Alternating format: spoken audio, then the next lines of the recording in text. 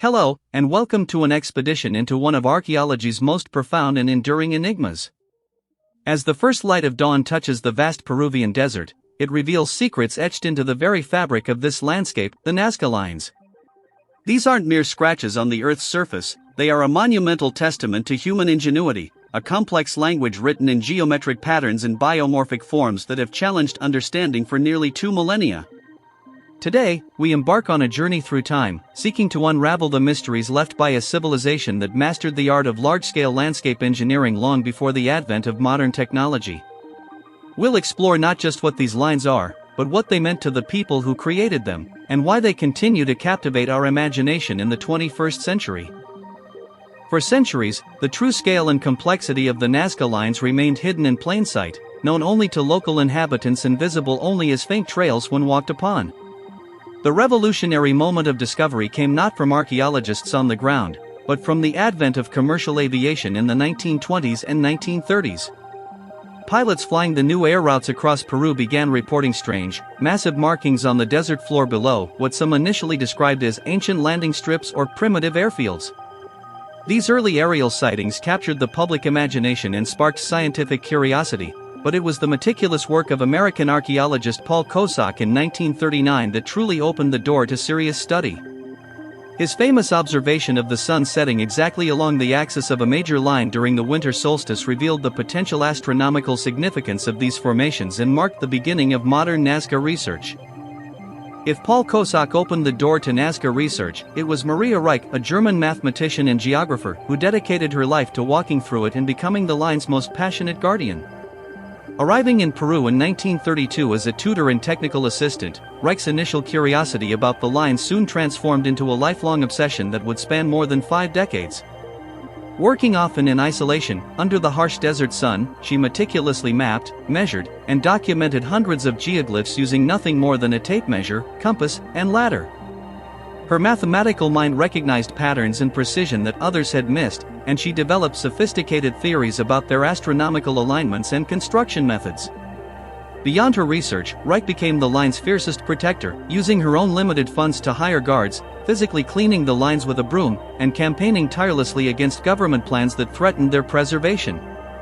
Her small house at the desert's edge became both laboratory and fortress, from which she waged a one-woman campaign to protect what she called the largest astronomical book in the world.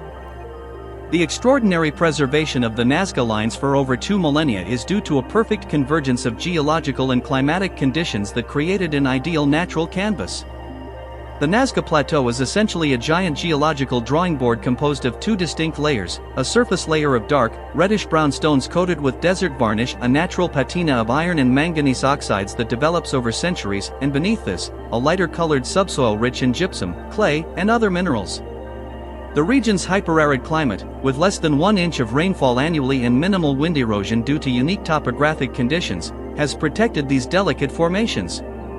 When the rare morning dew or minimal precipitation does occur, the gypsum in the soil slightly dissolves and then recrystallizes, acting as a natural cement that helps stabilize the exposed surfaces. This perfect storm of geological factors means that once the dark surface stones were removed by the Nazca people, the contrasting light-colored substrate remained exposed and remarkably resistant to erosion, creating lines that have endured for centuries with minimal maintenance. The creation of these massive geoglyphs required sophisticated engineering knowledge and remarkable organizational skills, yet was achieved with surprisingly simple technology. Archaeological evidence and experimental archaeology have demonstrated that the Nazca people likely used basic surveying tools, wooden stakes, ropes, and possibly sighting devices to plot out these enormous designs. For straight lines stretching kilometers across uneven terrain, they probably employed a series of aligned stakes, sighting along them to maintain perfect straightness. For the complex curvilinear forms of the animal figures, researchers suggest they may have used a scaling-up technique, first creating small master models on prepared surfaces and then transferring these designs to the desert floor using a grid system. This would explain how they maintain such perfect proportions in figures so large that their creators could never see them in their entirety. The actual construction involved teams of workers carefully removing the dark surface stones and piling them along the edges of the designs, creating both the contrasting light lines and protective berms that helped prevent erosion. This was not random artwork but a carefully planned and executed process that required mathematical precision, organized labor, and intergenerational commitment. The most famous and captivating of the Nazca geoglyphs are the biomorphs, the enormous animal and plant figures that demonstrate the Nazca people's sophisticated understanding of both natural forms and abstract representation. These are not simple, childlike drawings but complex, stylized representations that often capture the essential characteristics of each creature with remarkable economy of line. The hummingbird, with its long, precise beak and gracefully curved wings, spans over 300 feet yet maintains perfect proportions. The spider, one of the most intricate designs, shows astonishing biological accuracy with its enlarged pedipalp, a detail that suggests deep observational knowledge of arachnid anatomy. The monkey, with its characteristic spiral tail, measures approximately 360 feet from head to tail and represents a species not native to this arid region, indicating cultural connections to more tropical areas. Each biomorph was created using a single continuous line that never crosses itself, a technical achievement that adds to their mystery. These figures weren't merely decorative, they held profound cultural and likely religious significance, representing spiritual concepts, clan symbols, or deities in the Nazca worldview. While the animal figures capture public imagination, the vast majority of the Nazca geoglyphs are actually geometric forms, straight lines, trapezoids, triangles, spirals, and zigzags that cover the desert in a complex network of precise formations. These geometric geoglyphs display a mathematical sophistication that reveals the Nazca's advanced understanding of geometry and spatial relationships. The straight lines, some stretching up to 30 miles in length, maintain remarkable straightness across varied terrain, demonstrating sophisticated surveying techniques. The trapezoids, which can be enormous, some over 2,000 feet long, often appear in clusters and seem to be oriented toward specific points on the horizon, particularly where water emerges from the nearby hills. The spirals and zigzags may represent water, lightning, or other natural phenomena, or they may have served as ritual pathways for ceremonial processions. Recent archaeological work has shown that many of these geometric forms are actually the oldest features of the Nazca complex, dating back as far as 500 BCE, suggesting they formed the foundational layer of what would become an increasingly complex ritual landscape over centuries. One of the most enduring theories about the Nazca lines, first proposed by Paul Kosak and later developed by Maria Reich, suggests they functioned as a massive astronomical calendar or observatory. According to this hypothesis, the lines and figures were aligned with significant celestial events, the rising and setting of the sun at solstices and equinoxes, the cycles of the moon, and the positions of important stars and constellations. Reich identified numerous alignments between the lines and celestial phenomena, suggesting the Nazca used these alignments to mark agricultural cycles, ritual calendars, and seasonal changes crucial to their survival in this arid environment. The pyramid platform at Kawachi, for instance, aligns with the June solstice sunset, while several lines point to the rising position of the Pleiades star cluster, which marked the beginning of the agricultural season in the Andes. While later research has shown that not all lines have clear astronomical alignments, the evidence suggests that celestial observation was certainly one important aspect of this complex cultural landscape, connecting the Nazca people to the cosmic order they believed governed their world. In a desert environment where water meant the difference between life and death, it's natural that many researchers see the lines as fundamentally connected to water worship and management. The water cult hypothesis suggests the geoglyphs were part of an elaborate system of rituals designed to ensure the continued flow of life-giving water. Many lines and trapezoids point directly toward Puquio's sophisticated underground aqueducts and sources of groundwater in the nearby foothills. The animal figures likely represented deities or symbols associated with water, the spider with rain, the hummingbird with the flowering plants that follow rains, the whale with the ocean that was the ultimate source of moisture. Even the zigzag patterns may have symbolized lightning or flowing water. This theory gains strength from the fact that many Andean cultures, both before and after the Nazca, practiced similar forms of water worship. The lines, in this interpretation, were a monumental prayer, a desperate and magnificent attempt to communicate with the forces that controlled the precious water that sustained their civilization in one of the world's driest deserts. Another compelling interpretation views the lines as sacred pathways for ritual processions and ceremonial activities. In this theory, the geometric forms, particularly the large trapezoids and rectangles, served as ceremonial plazas where people gathered for religious observances, while the long straight lines were processional routes connecting these sacred spaces. The animal figures may have been destinations for specific rituals or representations of clan totems visited during pilgrimage ceremonies. Archaeological evidence supports this theory. Foot traffic has been documented along many lines, and artifacts such as pottery shards, shell offerings, and ceremonial platforms have been found at key points. The experience of walking these pathways would have been profoundly spiritual, a physical journey that mirrored spiritual transformation. Some researchers suggest that the lines were used only once and then abandoned, while others argue for repeated use over generations. This theory helps explain why the designs are best appreciated from the ground along their length rather than from above. They were meant to be experienced by participants moving through the landscape, not by stationary observers. The creation and maintenance of the Nazca lines required a level of social organization that reveals much about Nazca society. The scale of the enterprise suggests a highly structured civilization with centralized authority, specialized labor, and sophisticated project management capabilities. Building and maintaining these geoglyphs would have required coordinating hundreds or even thousands of workers over generations: quarrymen to remove stones, surveyors to lay out designs, engineers to maintain alignment across kilometers, and managers to organize labor and resources. This level of organization implies social stratification, with a ruling elite, probably priest-kings, who could command such efforts. The lines may have served to reinforce social cohesion, demonstrate political power, and validate the authority of the ruling class through their connection to celestial forces and deities. Recent research suggests that different clans or social groups may have been responsible for creating and maintaining specific geoglyphs, using them as expressions of group identity and status in a complex social landscape where cooperation and competition existed side by side. The Nazca lines cannot be understood in isolation from Kawachi, the great ceremonial center that served as the spiritual and political heart of Nazca civilization. Located about 30 kilometers from the main concentration of lines, Kawachi was not a city in the conventional sense but a vast complex of temples, platforms, and plazas built on a series of natural hills overlooking the Nazca River Valley. At its peak between 1 to 500 AD, it covered about 150 hectares and included over 40 mounds, some rising 20 meters high.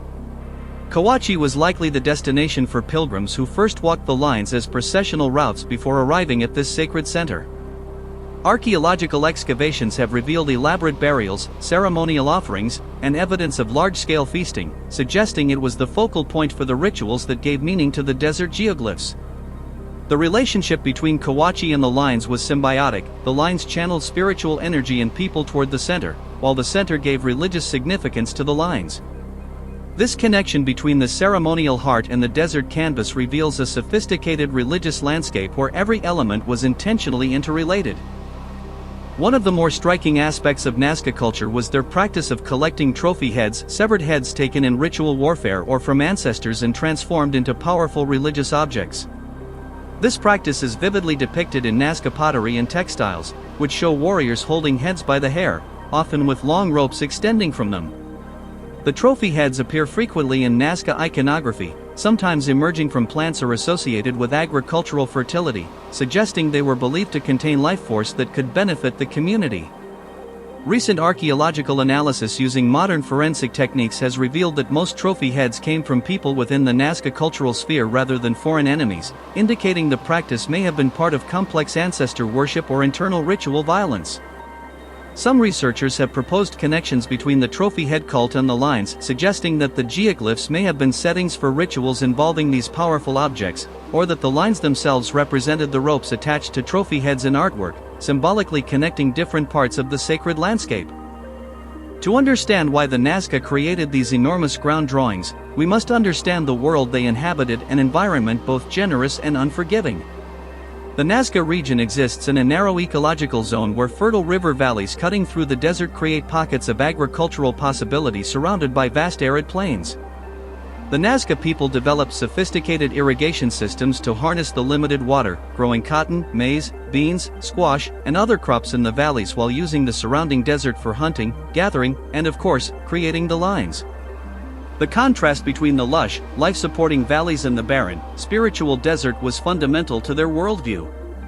The desert was not empty space but sacred space, a place set apart from daily life where they could communicate with the gods and cosmic forces. This environmental context helps explain why they chose this particular location for their geoglyphs and why the themes of water, fertility, and celestial cycles appear so prominently in both the lines and their other art forms. The Nazca lines were not created in a single burst of inspiration but evolved over centuries, reflecting changes in Nazca society and religious practices. The earliest geoglyphs, dating to the late formative period around 500 BCE, were simple straight lines and small geometric figures. During the early Nazca period, 1 to 450 AD, the technology and scale expanded dramatically, with the creation of the large trapezoids, triangles, and the first animal figures. The Middle Nazca period, 450 to 550 AD, saw the creation of the most elaborate and sophisticated biomorphs, representing the artistic and technical peak of the tradition. Finally, in the late Nazca period, 550 to 750 AD, the construction of new geoglyphs declined in both quantity and quality, coinciding with the decline of Cahuachi and the Nazca civilization as a whole. This chronological development shows how the lines evolved from simple markers to complex religious expressions, mirroring the rise and fall of the civilization that created them. Understanding this timeline helps archaeologists interpret the different types of geoglyphs and their changing meanings over time. While the Nazca lines are the world's most famous geoglyphs, they are not unique in human history. Large-scale ground drawings and earthworks appear on every inhabited continent, from the Bronze Age hill figures of Britain to the Native American effigy mounds of North America, from the Marie Man of Australia to the recently discovered Amazonian geoglyphs. What makes the Nazca lines exceptional is their quantity, variety, and extraordinary preservation. Comparing these traditions reveals both universal human impulses and culturally specific expressions. Like the Nazca, many cultures created large-scale landscape art that was meant to be seen from above either by gods, spirits, or from spiritual vantage points. These creations often served similar purposes, marking territory, expressing religious beliefs, serving as astronomical calendars, or creating ritual spaces. The global context helps us understand that the Nazca were participating in a widespread human practice, while their particular expression remains uniquely sophisticated and mysterious. The Nazca civilization ultimately faced environmental challenges that may have contributed to their decline and the abandonment of the lines. Paleoclimatic evidence from ice cores, lake sediments, and archaeological remains suggests that the Nazca region experienced a series of devastating environmental events in the 6th century AD, including a mega El Niño that caused catastrophic flooding, followed by prolonged drought. These events would have destroyed the sophisticated irrigation systems that supported agriculture, leading to food shortages and social unrest. As the priestly class failed to prevent these disasters through their rituals, including those conducted on the lines, their authority likely diminished, undermining the social cohesion necessary to maintain the geoglyphs.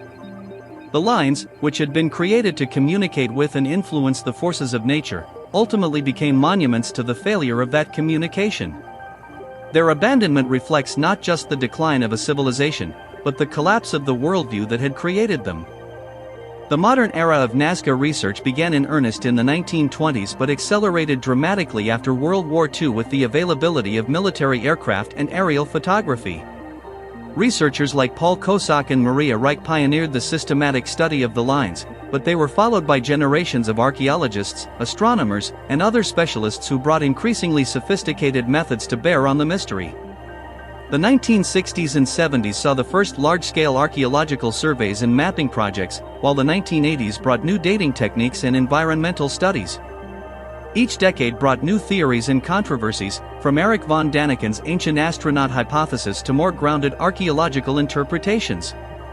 This period also saw the beginning of serious conservation efforts as tourism increased and new threats emerged. The history of Nazca research is itself a fascinating story of evolving scientific methods and changing interpretations, reflecting broader trends in archaeology and our understanding of ancient civilizations. In 1994, the Nazca lines were designated a UNESCO World Heritage Site, recognizing their outstanding universal value to humanity. This designation acknowledged not only their archaeological importance but also their status as a unique artistic achievement and a testament to human creativity. The UNESCO listing brought increased international attention and funding for conservation, but also created new challenges in managing tourism and development pressures. The lines are now protected under Peruvian law, with designated no-fly zones, restricted access areas, and monitoring systems. However, they remain vulnerable to both natural erosion and human activities, including climate change, mining, and urban expansion. Their UNESCO status highlights the tension between preserving cultural heritage and making it accessible, a challenge that continues to shape management strategies for this irreplaceable treasure of human history. In recent years, revolutionary technologies have transformed our understanding of the Nazca Lines and led to exciting new discoveries. Satellite imagery, drone photography, LiDAR scanning, and sophisticated geophysical prospecting tools have revealed hundreds of previously unknown geoglyphs and provided new insights into their construction and relationships. Drones can now create detailed 3D maps of the lines, revealing subtle features invisible from the ground. LiDAR can penetrate vegetation to find geoglyphs in surrounding foothills. AI algorithms can analyze patterns across the entire landscape, identifying alignments and relationships that human researchers might miss. These technologies have shown that the lines are even more extensive and complex than previously believed, with new figures being discovered regularly. The pace of discovery has accelerated dramatically, suggesting that we may have only begun to understand the full extent of the Nazca's landscape transformation. Each new discovery raises new questions while bringing us closer to understanding this ancient mystery. Despite their UNESCO protection, the Nazca Lines face serious and ongoing threats from both human activities and natural processes. The most dramatic damage has come from incidents like the 2018 truck driver who deliberately drove across the plain, leaving deep scars across 3 geoglyphs, and the 2014 Greenpeace activists who laid a message near the hummingbird figure, damaging the area. More insidious are the gradual threats: illegal mining operations, urban expansion, climate change altering precipitation patterns, and even the dust pollution from nearby agriculture that settles on and potentially damages the lines. Conservation efforts face enormous challenges. The lines are too vast to physically protect everywhere, the desert environment is fragile, and monitoring such a large area requires significant resources. Recent approaches have focused on community involvement, combining modern technology with local knowledge, and developing sustainable tourism that funds conservation without causing additional damage. The ongoing battle to preserve the lines is as complex as the mystery of their creation.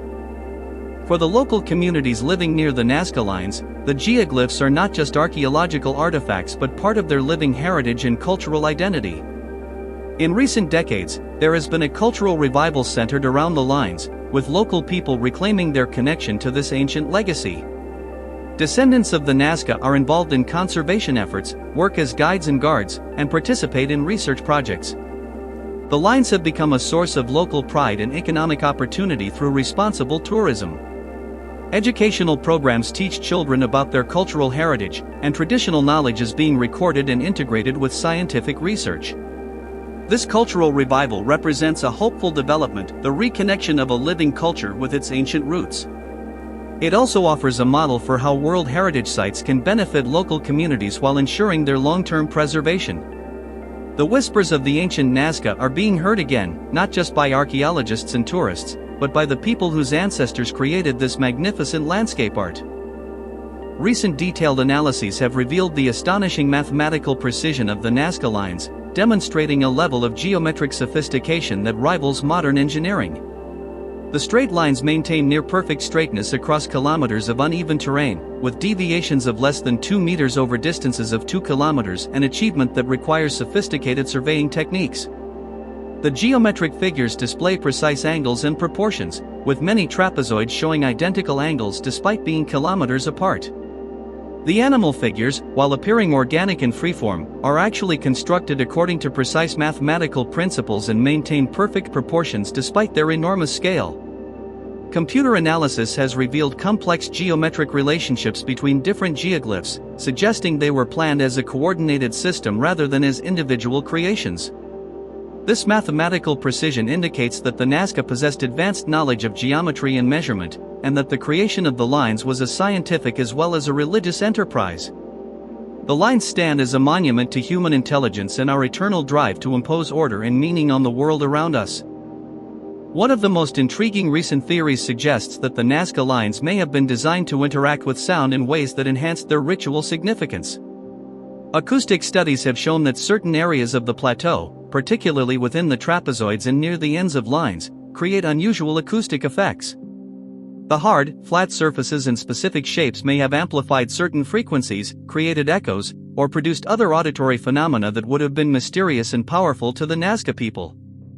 Researchers have speculated that ritual chanting, drumming, or other sounds produced in these spaces might have created extraordinary auditory experiences, perhaps interpreted as communication with spirits or deities. This soundscape theory adds a new dimension to our understanding of the lines, suggesting they were meant to be experienced not just visually but acoustically. It also aligns with what we know about other ancient cultures that used architectural acoustics in their ceremonial spaces. While this hypothesis requires further research, it reminds us that the Nazca world was multisensory, and our modern focus on visual aspects alone may limit our understanding of their full significance. Among the Nazca geoglyphs, the human-like or anthropomorphic figures are among the most mysterious and least understood. The most famous is the so-called astronaut figure, located on a hillside rather than the flat plain, showing a being with what appear to be large round eyes and an unusual head shape. Unlike the clean, precise lines of the animal figures, the anthropomorphic representations often have a more crude, almost cartoon-like quality.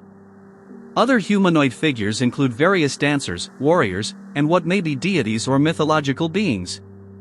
These figures are particularly challenging to interpret because they don't correspond to any clear natural models in the way that the animal figures do.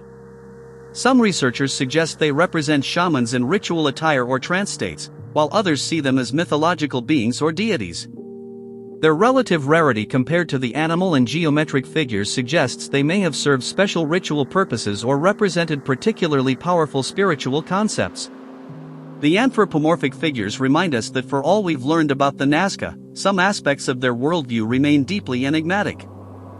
The Nazca lines did not emerge in isolation but were part of a broader Andean tradition of landscape modification and geoglyph creation that spans thousands of years. Similar, though less extensive, ground drawings appear throughout the coastal regions of Peru and Chile, created by cultures including the Paracas, Chincha, and later the Inca. The famous Paracas candelabra, a massive trident-shaped geoglyph on a coastal hillside, predates the Nazca lines and may represent an early example of this tradition. What makes the Nazca unique is the scale, variety, and sophistication of their creations, but they were clearly participating in a widespread cultural practice. The lines also show influences from and connections to contemporary highland cultures, particularly in their religious symbolism and astronomical knowledge. Understanding the Nazca lines in their broader Andean context helps us see them not as an anomalous mystery but as the supreme expression of a regional tradition of transforming the landscape for religious and practical purposes. This context also helps explain certain features of the lines that have parallels in other Andean sites. To understand how the Nazca lines were created, researchers have turned to experimental archaeology, recreating the construction process using only the tools and techniques available to the Nazca people. These experiments have demonstrated that small teams using simple technology could indeed create massive, precise geoglyphs. Volunteers using wooden stakes, ropes, and basic stone tools have successfully recreated scaled-down versions of Nazca designs, maintaining straightness over long distances and transferring complex patterns from small models to large-scale implementations. The experiments have also revealed the likely workflow and organization of labor, suggesting that the Nazca used a combination of specialized teams and communal labor. Beyond construction techniques, experimental archaeology has explored how the lines were used in ceremonies, how they interacted with sound, and how they might have been maintained over generations. This hands-on approach has provided valuable insights that complement traditional archaeological methods, helping to demystify the lines while increasing our admiration for the ingenuity of their creators. Recent advances in paleoclimatology have provided dramatic new evidence about the environmental challenges that the Nazca faced, particularly in the latter period of their civilization. Analysis of ice cores from Andean glaciers, sediment cores from nearby lakes, and geological evidence from the desert itself has revealed a pattern of extreme climate fluctuations during the Nazca period.